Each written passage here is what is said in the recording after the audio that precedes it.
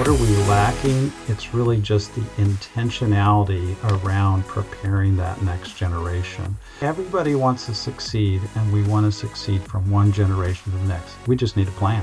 Single line, holistic legacy planning on purpose for impact. It's spiritual, so it's faith, it's family, it's legacy, it's financial, it's values, it's impact. Welcome to the Build to Billions podcast, where we guide ultra-successful entrepreneurs and investors on their journey from millions to billions. We believe that the key to scaling your business and compounding your wealth and impact lies in practicing stewardship over ownership and constantly and consistently applying billionaire principles. Our ultimate goal, to help you grow your wealth and your impact so you can make a significant contribution and impact to the causes that you believe in most. Hey, I'm your host, Brett Swartz, and each and every episode I'm joined by some of the world's top entrepreneurs, millionaires, and billionaires, where they share their principles, values, secrets, and wisdom, providing all of us with insights that we need to reach to the next level. Hey, I'm excited about our next guest. He's out of the great area of Kansas City, Missouri, originally from kind of the Lake of the Ozarks area. We'll talk about that here and more in a minute. But he was named one of the top 25 speakers in philanthropy in 2015, and he's also part of the Forbes Nonprofit Council. And he has just a heart for legacy and making an impact. He's going to be an amazing guest to the Build to Billions podcast. Please welcome to the show with me, Bill. Hi, Bill. How are we doing? I'm doing super. Excellent. For our listeners getting to know you for the first time, would you give us a little bit more about your story and your current focus? Yeah, glad to. So I actually have an undergraduate degree in education, ended up practicing law with a big law firm in Kansas City, about 300 some lawyers at the time that I left, and then used that as a springboard to begin moving into the charitable foundation world. Was in that world for more than 20 years, saw about $6 billion come to the foundation, but that was also my springboard to begin working directly with families. So I started consulting with families about 15 years ago through a company called 7generationlegacy.com. That's also now led to the development of curriculum for the church world, and that's through our ministry called Legacy Stone, where I'm the chief family officer. Fantastic, Bill. I love the background in law, and I love the focus now on making an impact. And in fact, that's what we're going to be talking about today, which is build for the next 150 years. And it's a part of the book where you co-authored with David Green called Lead Not by the Book, right? Not by the book, David Green and Bill High. And it's actually, chapter 5 in the book. We're going to be talking about that. But before we go there, Bill, I do want to take one other step back. I believe we've all been given certain gifts in this life, and this gifts have been given to us to be a blessing and help to others. And what would you say is that superpower, that gift you believe you were given, and how does that help how you help and bless people today? Yeah, so I think ultimately at the end of the day, the number one gift that I've received, the spiritual gift, is the gift of teaching. So over the years, my career has been, whether practicing law or in the charitable foundation world, how do you take very complex things and make it simple so that everybody can understand? So that's the gift. Beautiful, and that's going to be a great gift today to be on display as we're diving into a build for the next 150 years. So what is the number one secret to doing just that, Bill, to build for the next 150 years, not just this one generation? Well, it's perspective for one. Number one is really the perspective, because in America, the Western world in particular, we've developed this perspective that we build things to sell. So I'd say, or sometimes you say it is that we're building to exit. We want to build a business, grow it, and then boom, we sell it. We're going to take the cash and we're going to go sit on the beach somewhere, play golf maybe, or maybe have some next horizon, create the family office. So we always say there's three things that people want to do. They want to build to sell, build to split.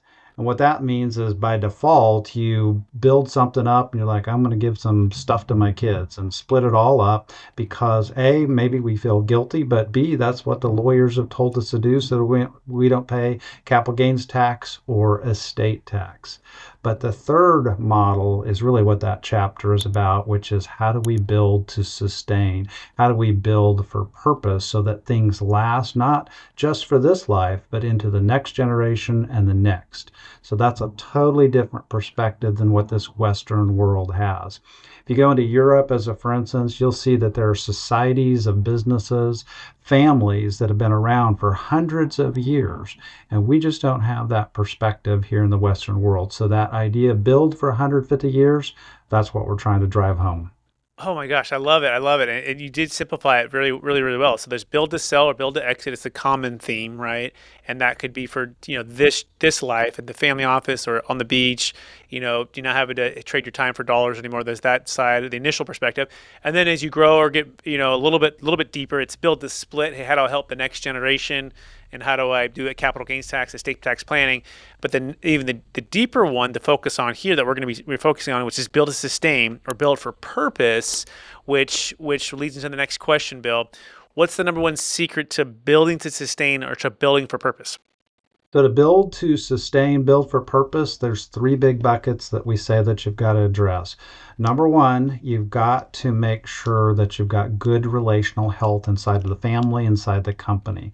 That's a missed one. Most people go to the second big bucket, which is really what most people call estate planning, but it's really not that. It's really about structure and governance. What is the system that you put in place for not only the family, but the company so that it can continue to govern? And that governance, I'll take a little bit of an aside here. The governance is really based around having a clear vision, mission, and values that you can articulate from one generation to the next. So those are the first two big buckets. And then the third big bucket is if you're going to sustain, you have to train the next generation. How do you prepare the next generation to be good shareholders, to be good leaders, to be people who can govern that enterprise on into one generation to the next? Those are the three big things. Gosh, you did it again. That was so brilliant right there. So there's three main buckets. I'm just going to repeat it again, make sure I got it right. So A is relational, right? So it's the people bucket, right? Make sure that the relationship with inside of the family is healthy and solid. Okay. Number two is the systems and or breaking down the structure and the governance of the wealth of the business, right? Clear vision, mission, values, and also just to the family, I guess, as a whole, right? Those are one and two together. And then the next three is just you got to train, right? Because you can't expect the person, I mean, they've never done it before. They've never inherited millions or billions of dollars or companies that are worth millions or billions, right? So you can't expect them to execute on a mission or a vision if you don't train them. Is that a fair summary, Bill? You got it, 100%. Okay, so I'm reading a book, Bill, right now. It's called Think and Grow Rich. I've read it multiple times. I'm reading it again. I just got out of the chapter when I talked about making a decision, right? Making decision. And the decision was, two main gentlemen that led to four, that led to 56, that ultimately, signed the Declaration of Independence, right? And so A was the people, right? And they had clear mission, clear values. They set up a system, right? So walk us through that piece of it because I think that'd be a good place to focus, right? So walk us through structure and governance and what the best, families are doing that are living on purpose. What are they doing to really get granular with that? Well, you have to think about it in terms of the Venn diagram where you've got family and you've got business and they overlap. And what the mistake that we see that most families do is that they only focus on the business side. So you'll see family businesses in particular, that they do a lot to work on the business culture, the vision, mission, values of the culture. And they have all these leaders, but they don't do anything on the family side. There's no clarity around vision, mission, values. And then as the business grows, what happens is that you have these adult kids who maybe enter the business late. They didn't participate in the early stages of the growth. They don't appreciate what it took to get there. And so as a result, it becomes a messy governance system. How do you actually incorporate that next generation in, let them assume leadership? And then you got a numbers issue. So if you got 2 kids, 3 kids, 4 kids, the percentage chances that you're going to get one of them who can actually replicate what the founder did, it's pretty low. So you got to recognize that. So you actually may enter into a system where you've got to have outside managers, leaders, but at the same time, you got to have that family be prepared to still be leaders and to govern the enterprise. Okay. All right. So that makes sense. It sounds like, yeah, you have the family and you have the business, and they're going to overlap. They're always going to overlap. And the question is the mission, the vision, and the values, the solid foundation, and the time and the energy that you've been watering and cultivating that on the business side. Have you been doing it on the family side?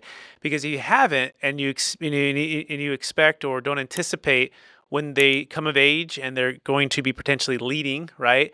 They're jumping into something that's been growing for 10, 20, 30, 40, 50 years, and again, it's I think leadership rises and falls on leadership here. If the founders of the company aren't building it with their families, it's going to be a tough. It's going to be a messy middle, right? Because there's going to be a lot of just I guess just what would you call that?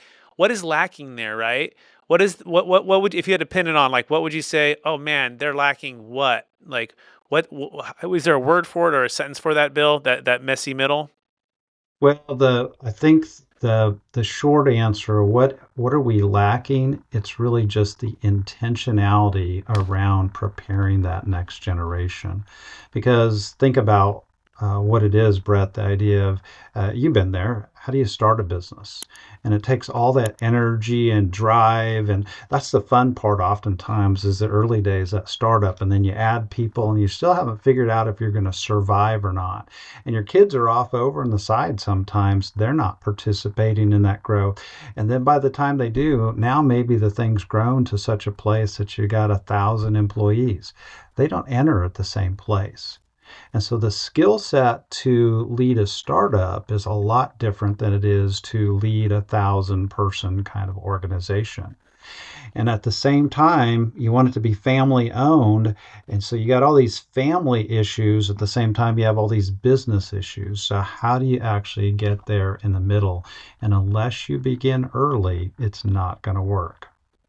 Gosh, so well said. And by the way, you can learn more about Bill High by going to sevengenerationlegacy.com. That's sevengenerationlegacy.com, and that's the number seven.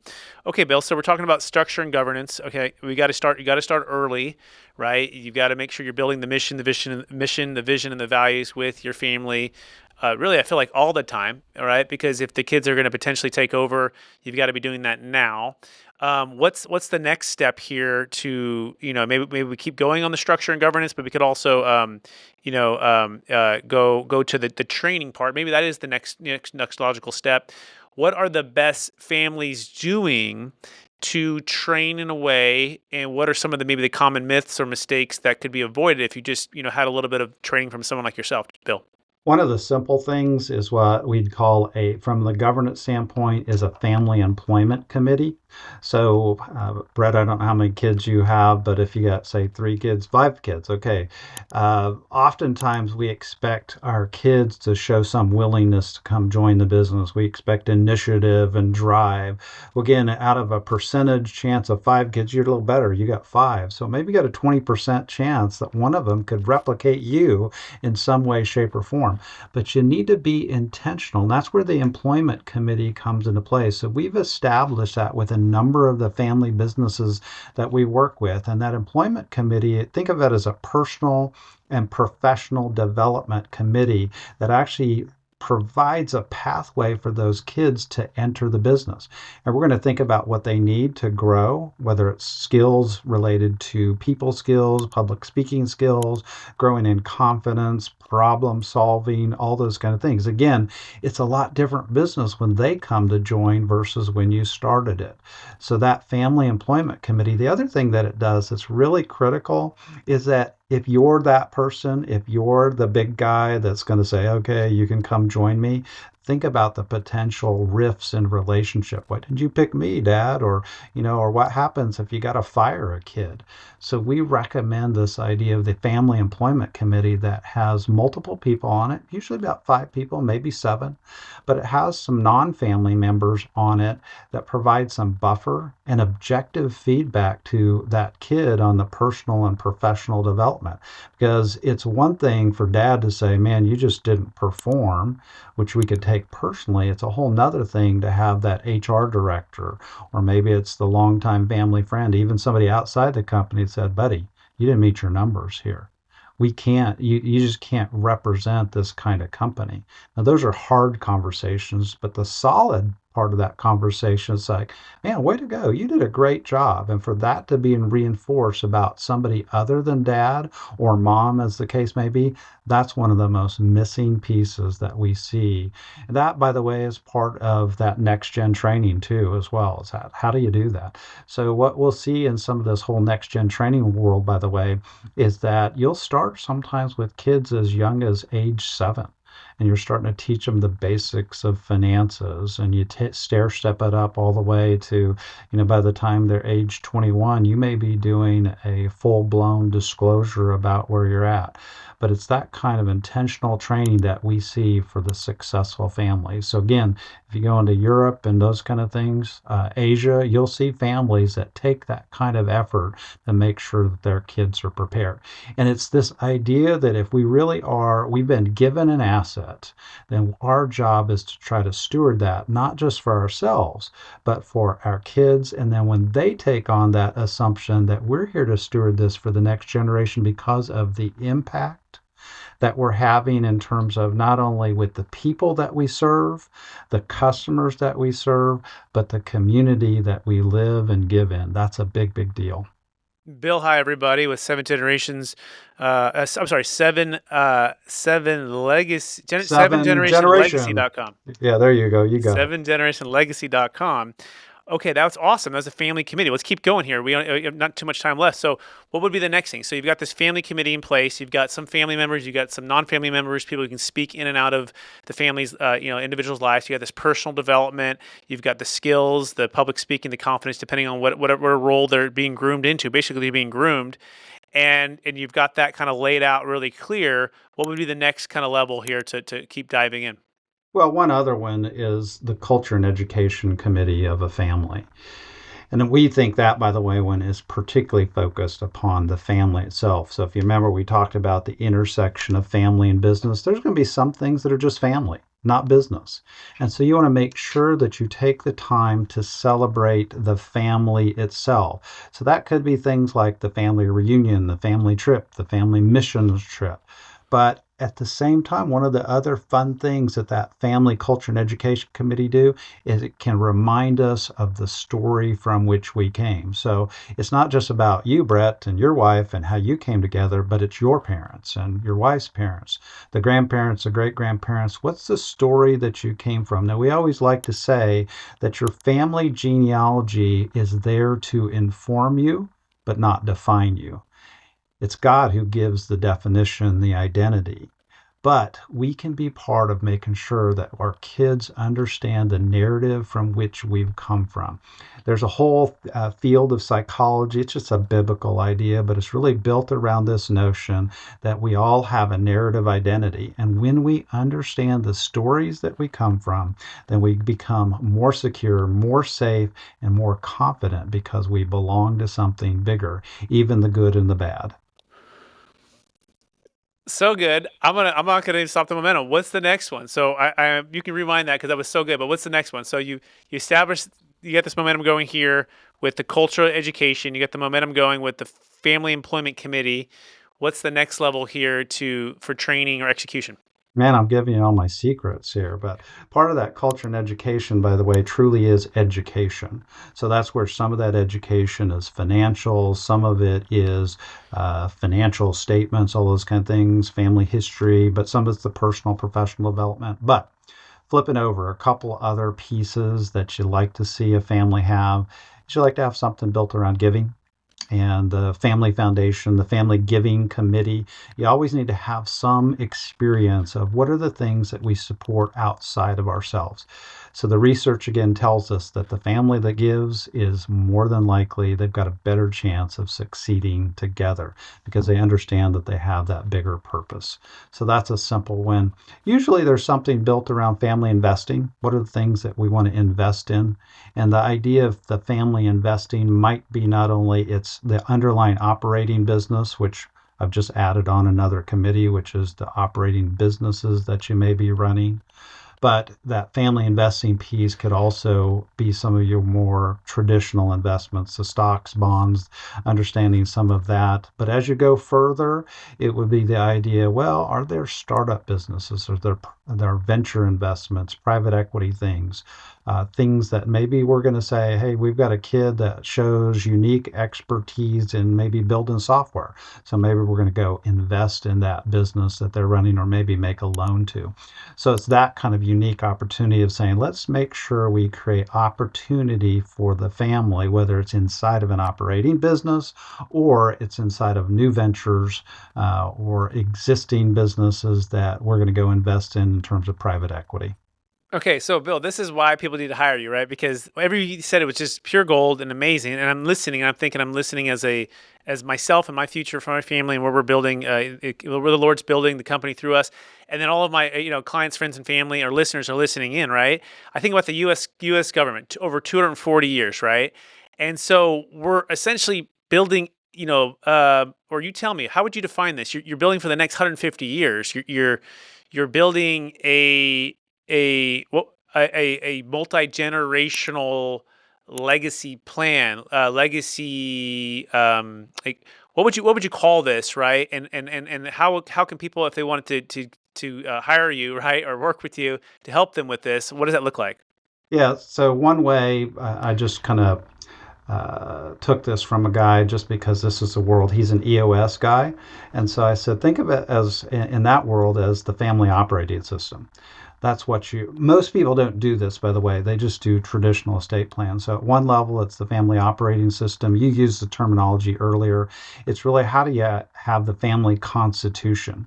And within that constitution, what are the Bill of Rights? What's our vision for the country? That's one way to look at it. But at the end of the day, we like to use that term. This truly is legacy planning, legacy coaching, because we're going to coach the mom and dad, but then we're also going to coach up the kids, but put in place the structure that allows them to thrive for the next 150 years.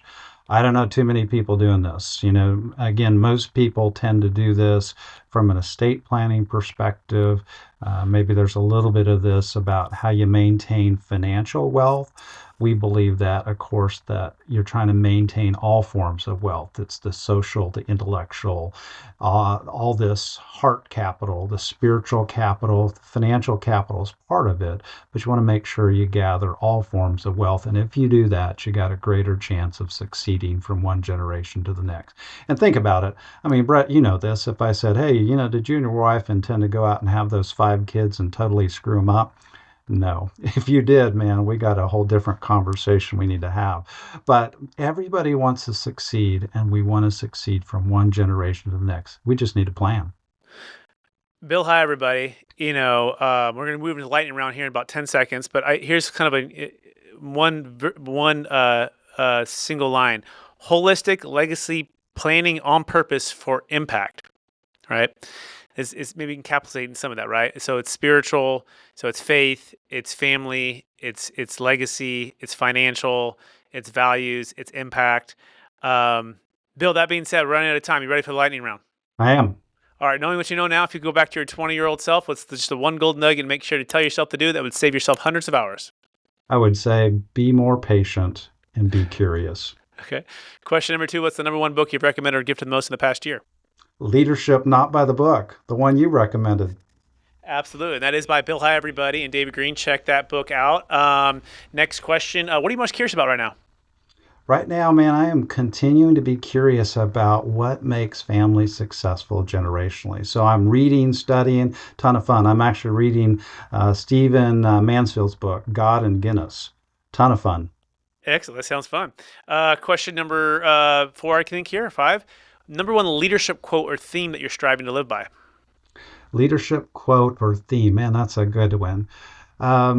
I think the one is actually because I'm so close to him, David Green, but it's the idea of imagining that Jesus is with me all the time and praying constantly to look for advice on the little things. Excellent. Second to last question. Best way that you personally stay centered in your faith, in your values, in your mission. What's the practice that you're doing every day to help you stay centered? Number one practice is up in the morning early, out the door early, back from the gym, but it's in God's Word, or a daily devotional followed by journaling. So I've been journaling for 40 plus years, and the idea of journaling is probably coupled with that. The daily devotional is a way to continue to grow and develop personally.